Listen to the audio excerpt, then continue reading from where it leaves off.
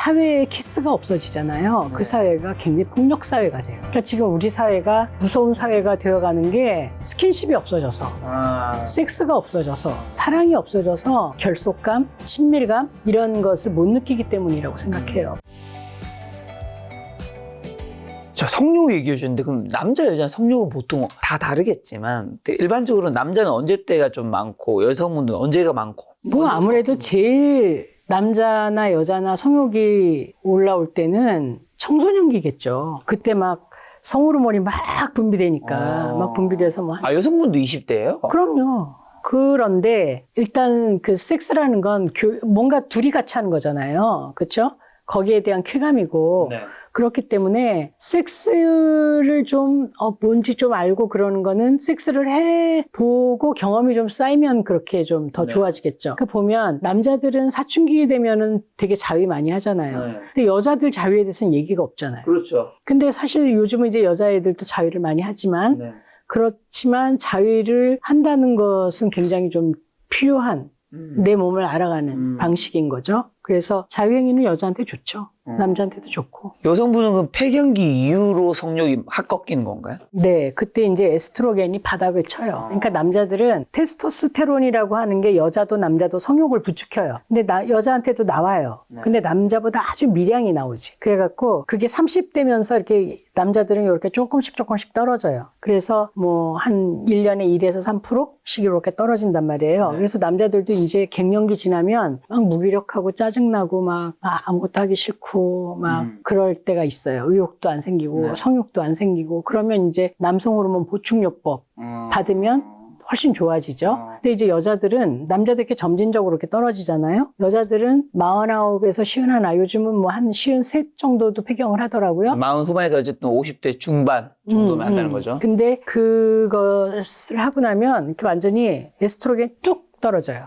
안 나와요. 거의 안 나와요. 그래서 난소에서 조금 나오고 네. 그리고 부신에서 테스토스테론 조금 만들고 이래서 거의 없다시피 한 거예요. 그럼 남자는 성욕이 이렇게 떨어지는데 여성분은 갑자기 뚝 떨어지는 거죠. 그 나이 때 40대 후반, 50, 60대 사이에는 이 남녀 사이에 이 격차는 불화가 되게 많이 생기죠. 근데 그게 그때를 잘 겪으면 계속 규칙적으로 섹스도 하고 만지고 스킨십하고 돌봐주고 예뻐해주고 서로 그런 게 있으면 그럼 그렇게 금방 나빠지지 않죠. 다시 또 이렇게 올라올 수 있고 어떤 사람들은 폐경이 더 좋아지는 계기가 됐다라고 말하는 사람도 있어요. 그러니까 왜 폐경하고 나면 임신 안 되잖아요. 그렇죠. 임신 안 되니까 임신에 걱정해서 놓여놨다. 그래서 좀 편하게 할 수 있다. 그리고 이제는 정말 왜 생식이 아니라 재미로 할 수 있으니까 둘이 얘기만 잘 되고 또 평소에 섹스가 잘 되고 그랬던 부분은 폐경하고 나서 더 좋아질 수도 있어요. 그러면 이제 많은 분들이 50대 이후에 중노년도 관계를 할 수 있는지 궁금해할 텐데 관계가 할 수 있다고 말씀하시는 것 같은데 뭐 한 달에 한 번 정도 네, 물어볼게요. 네. 사람이 몇 살까지 섹스를 할 수 있어요? 남자는 더 오래 할 수 있을 것 같다는 생각이 좀 들고요. 그러니까, 왜냐하면 늦은 나이에도 임신을 하는 경우도 여성분 임신 시킨다고 해야 되나? 어쨌든 이게 남자들은 죽을 때까지 어쨌든 건강하면 정작 계속 나오니까. 그러니까요. 그리고 정자하고 남자 1대1로 만나면 되니까 여자가 생식이 가능하면 남자는 70이 돼도 임신을 시킬 수 있죠. 그렇죠? 얼마 전에 뭐 그 케이모 탤런트가 임신시켰잖아요. 그리고 뭐 안소니 퀸이나 뭐 리처드 기어나 이런 사람들은 늦게 아기를 리처드 기어가 70대였나? 60대? 아기를 갖기도 하잖아요. 근데 사실 여자들은 그 나이 되면 아기 못 낳는 거지. 그렇지만 우리 뭐 그러잖아요. 몇 살까지 섹스할 수 있어요? 그러면? 정말 너무 안 할 거, 뭐 할 수는 있겠죠. 60대 돼도. 근데 진짜 거의, 왜냐면 제 주변에도 지금 지인들을 보면 한 달에 한 번 하면 결혼하고 애가 한 명 정도 있는, 한두 명 있으면 한 달에 한 번? 많이 하는 케이스인 것 같아요.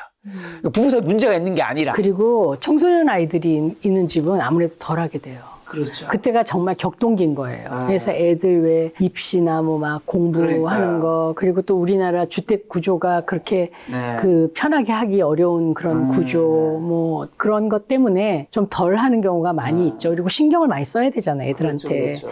그런데 이제 또 다시 애들이 왜 대학 가고 독립하고 이러면 다시 신혼으로 돌아오는 부부도 좀 많이 있고요. 그리고 나이 들어서 다 독립시키고 나서 신혼처럼 지내는 부부도 많아요. 그러니까 이게 정말 빈익빈 부익부인 것 같아요. 하는 사람 사람들하고. 그래서 제가 저번에 아침마당에 가서 이제 그 노년의 성에 대한 얘기를 하면서 네. 하는 게 좋다, 이제 이런 네. 얘기를 했더니 그 전에 알던 분인데 그 이제 굉장히 그 공직에 계셨던 분이에요. 85이에요. 85이요? 이분이 어떻게 제 전화번호를 알아갖고 전화를 하시고 너무 좋은 일을 한다. 이 얘기를 계속 해야 된다. 이러시면서 당신들은 지금 85세, 83세인데 일주일에 한 번씩 꼭 한다는 거예요. 80대이신데요? 날짜를 와. 정해놓고. 그래서 금요일 날 하시는데 그날 왜 손주들이 오거나 왜 약속이 있거나 이러잖아요. 그럼 토요일 날 하거나 목요일 날 땡겨서 하신대요. 이거를 억지로라도 하려고 하신대요. 그래야만 우리 관계가 더 좋고 그런 걸 믿기 때문에. 근데 여전히 금술이 너무 좋고 너무 재밌게 사신대요. 그러면서 제발 노인들 좀 계속 하라고 해주세요. 막 이렇게 얘기하시더라고요. 그러면 이제 어떻게 보면 50대 이후 어떻게 보면 서로의 성에 대해서 20대, 30대처럼 막 갈구하는 그런 시기는 아니잖아요. 그리고 성욕도 많이 떨어지는 시기이기도 할 텐데 50대 이후에도 꼭 성관계를 해야 하는 이유가 성욕이 50대라고 떨어지지 않아요. 그거는 오히려 20대지만 떨어지는 사람도 있어요. 떨어져서 왜 별로 안 하고 싶은 사람도 있고 50대인데 너무 건강해서 하고 싶은 사람도 있고 일단 피돌기도 좋고 건강하고 즐거운 생활을 하는 사람은 당연히 성욕도 좋겠죠. 네네네. 건강하니까. 네. 그런데 요즘 사실 아까 50대라고 지금 얘기하셨지만 50대는 청년이잖아요. 옛날보다 훨씬 옛날보다 훨씬. 그렇죠. 그리고 요즘 60대 보고 할아버지라고 그래봐요. 싫어하시죠. 진짜 기분 나빠하죠. 그리고 유엔에서도 65세까지를 청년이라고 했잖아요. 그렇기 때문에 이제 기대 수명 길어지고 네. 건강하게 사는 기간도 길어지고 했기 때문에 사실 65세 남자들이 어쩌면은 한 30대, 20대 남자보다 성건강 좋을 수도 있어요. 그러니까 보면 지금 잠 안 자죠. 잠 잘 시간에 뭔가 하잖아요. 맞아요. 일하고 뭐 게임도 하고. 넷플릭스도 보고 그렇게 하죠. 또 뭐 모르지만 뭐 담배 피는 사람도 있지. 네, 술도 술도 마시고 많이 마시지. 네. 그리고 또 전자파 나오는 저 스마트폰 계속 끼고 있지. 컴퓨터 하고 있지. 운동 안 하지. TV만 보지. 뭐 이렇게 하다 보면 환경으로 뭐 노출 많지. 그러면 젊은 애들은 그리고 20대, 30대는 자기 몸이 지금 일생에서 제일 건강할 때예요. 그렇기 때문에 운동 안 해요. 그리고 뭐 인스턴트 음식 막 사다 먹고 잠 안 자고 이러니까 언젠가부터 내 몸이 조금 찌뿌둥해 이런 사람들은 등산하기 시작해요. 그렇죠? 느린 음식 먹고 좋은 음식 먹고 이렇게 자기 조절 막 한단 말이에요. 그럼 어느 쪽이 더 건강하겠어요? 그래서 저는 20대라고 건강하다 이렇게 말할 수 없다고 생각해요. 그래서 요즘은 50대, 60대가 정말 잘 관리하고 있는 사람들 너무 많고 하기 때문에 사실은 모르겠어요. 그 뭐 요번에 끝사랑이라는 거 보셨는지 모르겠는데 거기 나오신 분들은 엄청 관리 잘하셨더라고. 예, 그리고 뭐 50대 여자라는데 50대 같아 보이지 않아. 진짜 20대 같은 50대도 있고 물론 저는 뭐 그렇게 왜 너무 장수를 숭배하고 막 젊음이 최고다라고 말하는 거를 굉장히 좀 혐오하지만 예, 우리 때는 그런 얘기 많이 했어요. 우리 어렸을 때는 지금은 제일 그 칭찬이 젊어 보여요. 그런 거죠. 어려 보여요. 이제 젊어도 아니야. 어려 보여요. 이거잖아요. 우리 때는 우리 저 어렸을 때는 이제 저희 할머니가 쪽을 지고 계셨었는데 머리숱이 없으니 이 비녀 이렇게 꽂고 계셨는데 이 머리숱이 이제 없어지잖아요. 나이 들면. 그러니까 이제 비녀를 꽂을 수가 없으니까 머리 커트를 치신 거예요. 그러니까 이제 미용실에서 할머니가 이렇게 머리를 자르시니까 되게 좀 막 이렇게 표정이 안 좋아 보이셨는지 아유 어르신 젊어 보여요 이러는 거예요. 그랬더니 저 그 말이 기억이 나요. 내가 철이 없어 보이냐. 그러니까 이게 젊어 보인다, 어려 보인다가 예전에는 내 나이대로 보이지 않는 게 좀 흉이었던 거예요. 시대에 따라서 말이 다르게 들리죠. 근데 지금은 무조건 다 젊어져야 된다고 하니까 70대도 80대도 젊은 게 좋다라고 하면 조선노화, 동안 이런 게 키워드인 세상에. 그렇죠. 그리고 그 노인에 대해서 되게 혐오하고 무성적인 존재로 취급하고 전 이것도 인권유린이라는 생각이 들어요. 그 지금 보면 제 유튜브에 유튜브 오시는 채널명 뭐시죠? 배정원 TV 구독 좋아요. 좋아요. 근데 그 오시는 분들이 좀 남자분들이 많으시고 50대 이후가 좀 많으신 것 같아요. 근데 이렇게 막 댓글 다시는 거 보면 뭐 조금 뻥도 있겠지만 하시는 분들 굉장히 많고 아무래도 그리고 뭐 거길 찾아올 정도면 그렇지 않아요. 그거는 우리나라의 사람들이 성에 대해서 갖고 있는 관심이 우리 지구상의 최고예요. 그걸 화이자에서 설문조사했었어요. 한국 사람들이 관심이 많죠. 85%가 성은 인생에서 정말 중요하다. 저도 그렇게 생각합니다. 생각합니다. 네. 근데 안 하잖아요. 그래서 관심이 많고 또 안 하니까 또 관심이 있을 수 네. 있고 남들 어떻게 하나 보고 싶고 그런 것 같아요. 그래서 사실 건강하게 막 하는 사람은 계속 하고 있고 안 하는 사람은 젊어서부터 안 하고 이제 점점 그렇게 되겠죠. 그럼 교수님한테도 그 질문 드리고 싶은데 교수님은 남녀 관계에서 이 성생활은 몇 퍼센트를 차지한다고 생각하세요? 저는 비중을 친다면 뭐 여러 중요한 것들이 많잖아요. 뭐 당연히 아이도 중요하고 근데 뭐 이 아이는 일단 제쳐두고 그냥 결혼하고 난 다음에 이제 뭐 연인 시절에 뭐 돈도 중요할 수 있고 한데 저는 50%는 이상이거든요. 그 이유는 있어요. 일단 근데 교수님 답변부터 먼저 듣고 교수님 혹시 남녀 사이의 성은 몇 퍼센트? 뭐 조금 좀 붙이고 싶은 얘기는 있어요. 네. 뭐 섹스라는 게 그냥 몸만 만나는 게 아니잖아요. 그렇죠. 그걸 통해서 굉장히 많은 대화와 대화할 수 있고. 상대를 이해하는 네. 방법 그런 것들인데 저는 그렇게 본다면 저도 50 정도는 돼야 된다고 생각해요. 저는 이제 그 이유가 뭐냐면 말씀하신 대로 사실 이렇게 앉아서 하는 얘기랑 침대 속에 둘이 같이 누워서 피부를 맞대면서 하는 이야기 다르죠. 다르다라는 네. 거. 저는 바꿀래요. 밀도가. 80 정도 된다고 얘기할래요. 저는 그럼 60. 그리고 또 나머지 한 가지는 저는 이제 어쨌든 대화로 먹고 사는 직업이고 뭐 이제 사람을 만나는 게 직업인데 생각해보면 이제 또 저희 채널이 재테크 채널이잖아요. 네. 재테크에서 자원에서 제일 중요한 게 네. 희소성이거든요. 세상에서 잠자리를 하면서 대화를 할 수 있는 잠자리도 그렇지만 잠자리하면서 대화할 수 있는 사람은 딱 한 명밖에 없는 거예요. 그 맞아요. 시기에는 그 여자친구 남자친구밖에. 그럼요. 나머지는 대화는 내 친구랑도 할 수 있어요. 내 친구랑 술을 마실 수도 있어요. 동성 친구랑 이성 친구랑 놀러 갈 수도 있어요. 근데 어쨌든 일반적인 정상적인 사람이라면 성생활은 딱 한 명 하고 그냥 그 둘밖에 못 하기 때문에 저는 이게 가진 희소성은 나머지 굉장히 많은 것들을 압도할 수 있다. 그러니까 그 대화라는 게 사실 말로 하는 대화일 수도 있죠. 그리고 이제 왜 섹스를 하는 사람들과 하지 않는 사람들은 상대를 이해하는 폭이 굉장히 다를 다르죠. 텐데 이게 또 몸이 만나서 대화를 하는 게 있어요. 다르죠. 그러니까 그야말로 이렇게 몸이 만나면서 그 사람의 영혼을 만나는 거죠. 그래서 영혼을 만나는 그런 대화는 말로 하지 않아도 그 사람을 굉장히 왜 이해하고 맞아요. 그리고 저절로 이해가 되고 그런 부분이 있잖아요. 그러니까 이 사람이 모르는 부분도 내가 알 수 있는 부분이 있잖아요. 그렇죠. 그래서 저는 섹스라는 의사소통은 사실은 어떻게 생각하냐면 스킨십하고 굉장히 이 닿는 피부 접촉, 애무 이런 거하고 연결되어 있고 이거는 휴머니티하고 연결돼 있어요. 그래서 사회에 키스가 없어지잖아요. 그 사회가 굉장히 폭력 사회가 돼요. 그러니까 지금 우리 사회가 굉장히 왜 막 무서운 사회가 되어가는 게 보면 스킨십이 없어져서 섹스가 없어져서 사랑이 없어져서 이 사람과의 관계가 그런 어떤 정말 원초적인 신뢰, 결속감, 친밀감 이런 것을 못 느끼기 때문이라고 생각해요. 자, 그러면 이제 그런 성관계에 관련된 대화는 네. 사실 저는 굉장히 개방적으로 하고 싶어 하지만 때때로 제 원할 대로 안 될 때도 있고 뭐 상대방 여성분도 남자한테 그럴 때 있을 네. 거란 말이죠. 네. 그런 거 어떻게 풀어야 되고 절대 하지 말아야 될 말은 뭘까? 예를 들면 뭐 남자가 아니면 여자 반대로 남자가 어떤 여자의 어떤 그게 마음에 안 들 수 있잖아요. 근데 예를 들면 신체의 어떤 특정 부위 뭐 발이라면 발이 나는 좀 그런가 아니면 여자는 너가 좀 어깨가 좀 좁아서 내가 섭력이 안 돼. 뭐 이런 식으로 말하는 거는 너무 그 사람이 자존감을 박살시키는 당연하죠. 건데. 근데 그렇다고 뭐 다 좋았어. 사실 그렇지 않았는데 그렇게 해서도 안 되는 거잖아. 좀 솔직할 필요는 있는데 네. 그래도 우리가 아군이잖아요. 아군. 아군이니까 한 팀이니까 네. 깎아내릴 필요는 없겠죠. 네. 그리고 좀 격려해 주는 게 더 좋을 거고 사실 그런 예가 있어요. 이제 어떤 여자가 결혼하고 나서 통통해진 거예요. 근데 이제 우리 사회가 너무 슬림한 걸 좋아하니까 맞아요. 자기가 생각하기에 자기 너무 뚱뚱하다라고 자꾸 생각을 한 거죠. 근데 남편은 그 몸매가 참 좋았던 거예요. 통통하고 포동포동하고 그러니까 근데 이제 어느 날 성관계를 하다가 남편이 자기 종아리가 아주 통통해졌어 막 이렇게 칭찬을 한 말인데.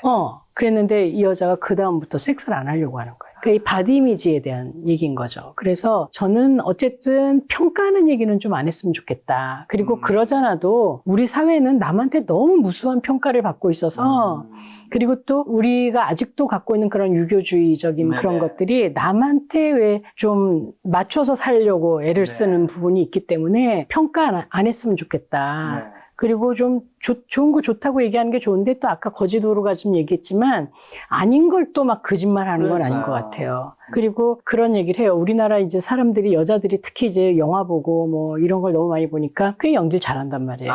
그쵸? 그래갖고 막 막 어떤 때는 저번에는 어디 지방의 모텔에 갔어요. 거기 숙소가 없어갖고. 네네. 근데 방음이 잘 안 된 거예요. 아, 소리가 들리셨구나. 저 들어본 적 있습니다. 엘리베이터 딱 내렸는데 그 소리가 너무 막 영화에서 나오는 소리. 층에서 저도 그런 적 있어요.